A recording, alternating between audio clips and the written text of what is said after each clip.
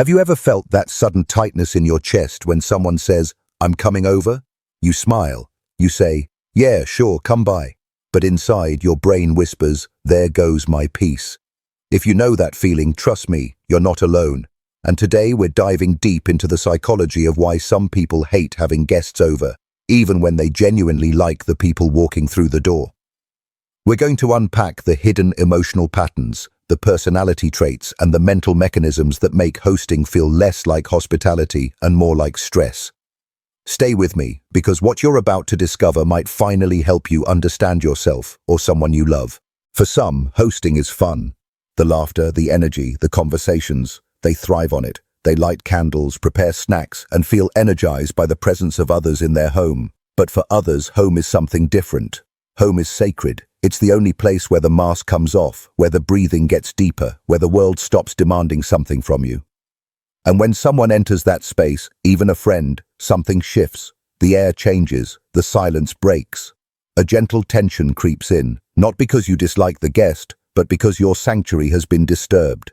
Think about it this way. Your home is where you exist in your most authentic state. It's where you might wear old pajamas with holes in them, where you leave dishes in the sink without judgment, where you can sit in complete silence without having to explain yourself. It's where you don't have to be on. So when a guest arrives, that freedom dissolves. Suddenly you're aware of every unwashed dish, every unfolded blanket, every piece of yourself that's casually scattered around. You're not just hosting a person, you're managing their perception of you in the one place you never wanted to be perceived. So why does it feel like such a small invasion? Let's talk about the psychology.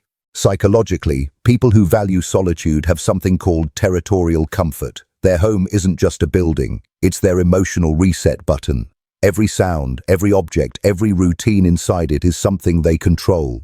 So when a guest arrives, the mind feels like a calm pond someone just dropped a pebble into. Nothing bad happens, but the ripples change everything. Researchers in environmental psychology have found that people develop what's called place attachment. This means your home becomes an extension of your identity. It's where your nervous system recognizes safety. It's predictable. It's yours. But here's what happens when someone else enters that space. Your brain suddenly shifts from relaxation mode into what psychologists call social monitoring mode. You start noticing things you'd normally ignore. Is the room too cold? Is there a weird smell? Are they comfortable? Do they think your furniture is outdated? This monitoring isn't conscious, it's automatic, and it's exhausting. People who hate having guests over often score high on something called need for autonomy.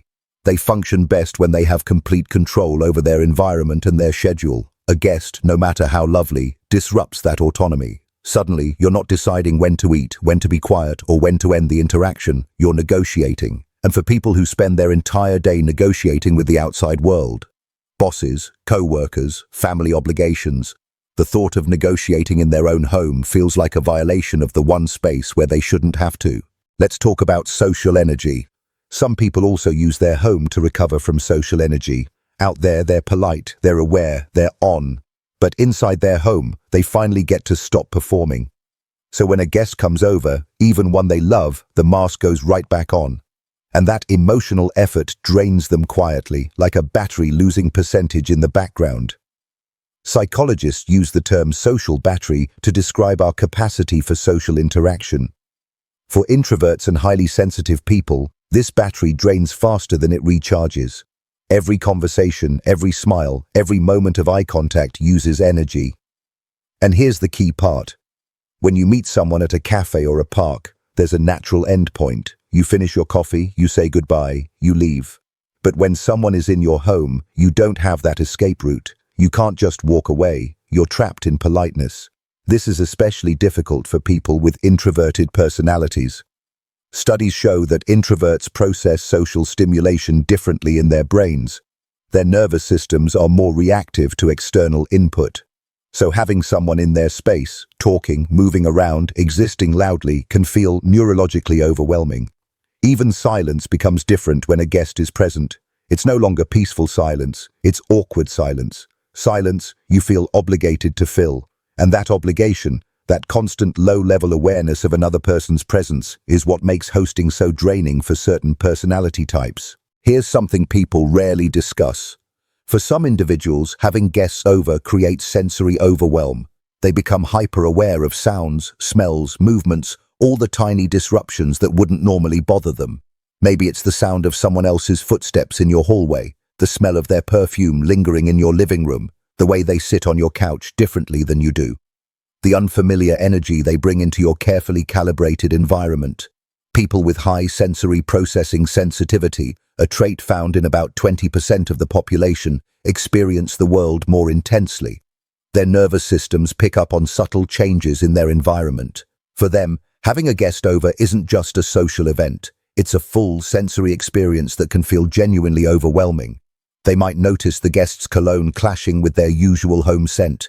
They might feel physically uncomfortable with the changed energy in the room. They might find themselves unable to relax because their nervous system is on high alert, processing all these new stimuli. And after the guest leaves, these individuals often need hours, sometimes days, to feel like their space is truly theirs again. They might clean, rearrange, or simply sit in silence, allowing their nervous system to recalibrate to the familiar baseline of their home environment. Let's dig into something deeper. For many people who hate having guests over, there's a hidden layer of anxiety underneath. It's not just about the disruption, it's about judgment. They worry. Is my home clean enough? Is it stylish enough? Will they think I'm weird for how I live? This isn't vanity, it's vulnerability. When you invite someone into your home, you're inviting them into the most intimate representation of who you are. Your books, your decor, your kitchen habits, everything tells a story. And for people who are naturally private or self-conscious, that level of exposure feels risky. Psychologists call this evaluation anxiety. It's the fear that others are judging you, and in your own home, there's nowhere to hide. Every choice you've made is on display. This anxiety often connects to perfectionism. People who hate hosting frequently have perfectionist tendencies. They believe their home must meet certain standards before anyone can see it. But life is messy, and homes are lived in, and perfection is exhausting. So rather than deal with the anxiety of feeling judged, they simply avoid hosting altogether. There's also a fear of being a bad host. What if the guest is bored? What if they don't like what you've prepared? What if the conversation runs dry? These worries turn hosting from a simple social act into a performance where you're constantly worried about your reviews.